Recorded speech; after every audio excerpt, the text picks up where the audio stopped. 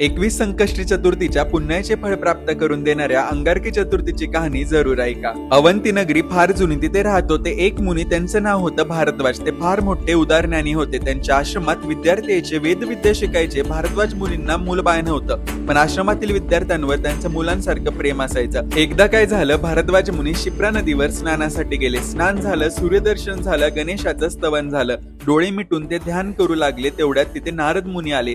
नारायण नारायण असे कितीतरी वेळा त्यांनी नामघोष केला, तरी भारद्वाज मुनी अगदी ध्यानस्थच. मग नारदांनी जोरानं विना झणकार केला. मग भारद्वाज मुनी ध्यानातून भानावर आले. नारद म्हणाले, मुनिराज, अहो तुमच्या भक्तीमुळे गणेश देव तुम्हाला प्रसन्न झाले आहेत. नीट पहा, तुमच्या जवळ इथं भूमीवर एक तेजस्वी बालक दिसते, नुकतंच जन्मलेलं. हे मूल गणेश देवांनी तुम्हाला दिलेला प्रसाद आहे. भारद्वाज म्हणाले, खरंच की हे नवजात बालक जणू काय भूमीनच मला दिला आहे. या बाळाचा रंग कसा लाल लाल अंगारासारखा. व्हावा हा अंगारक भौम आता माझाच पुत्र, म्हणून मी याचा स्वीकार करतो. अंगारक बाळ हळूहळू मोठा झाला. त्या भौमपुत्राला भारद्वाज मुनीने वेदविद्या शिकवली, त्याला गणेश भक्ती शिकवली, गणेशाची अनेक व्रते त्याला समजावून दिली. पार्थिव गणेश पूजा, दुर्वा गणेश व्रत, तिळ चतुर्थी, विनायकी चतुर्थी, संकष्टी चतुर्थी, वट गणेश व्रत, महासिद्धी गणेश व्रत वगैरे सांगितली.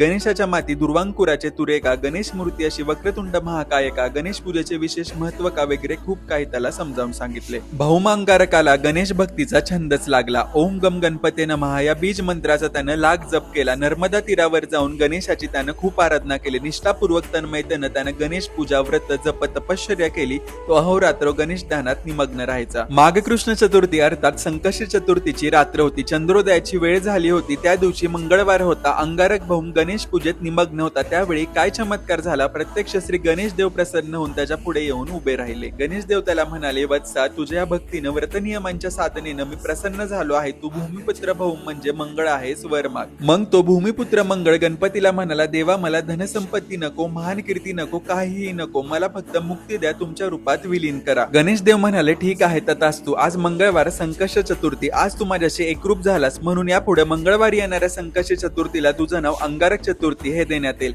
मंगळवारी भूमिपुत्र मंगळ हा गणेश मूर्तीत विलीन झाला, म्हणून मी गणपती आजपासून आता मंगल मूर्ती झालो. गणेश देव म्हणाले, मंगळवारी येणाऱ्या या संकष्टी चतुर्थीचं म्हणजे अंगारकीचा एक व्रत करणाऱ्या भक्तांना 21 संकष्टी चतुर्थीचं व्रत केल्याचं पुण्य लाभेल. हे व्रत करणाऱ्या भक्तांचे मनोरथ मी पूर्ण करीन. नंतर तो अंगारक भाऊ मंगलमूर्ती गणेशाच्या चरणी विलीन झाला. श्री गणेश देव ही तेथे गुप्त झाले. नर्मदेच्या गोटांना गणेशाचं रूप मिळालं. ही वार्ता लोकांना कळाली. हजारो भक्त त्या ठिकाणी गेले. त्यांनी गणेश दर्शन घेतलं. भारद्वाज मुनीही त्या स्थळी गेले. आपल्या पुत्राची ती गणेश भक्ती पाहून धन्य झाले. ही 60 उत्तराची कहाणी 5 उत्तरी सुपळ संपूर्ण. अशाच आध्यात्मिक माहितीसाठी आपल्या पेजला फॉलो करा. भेटूयात पुढच्या भागात. तोपर्यंत गणपती बाप्पा मोरया.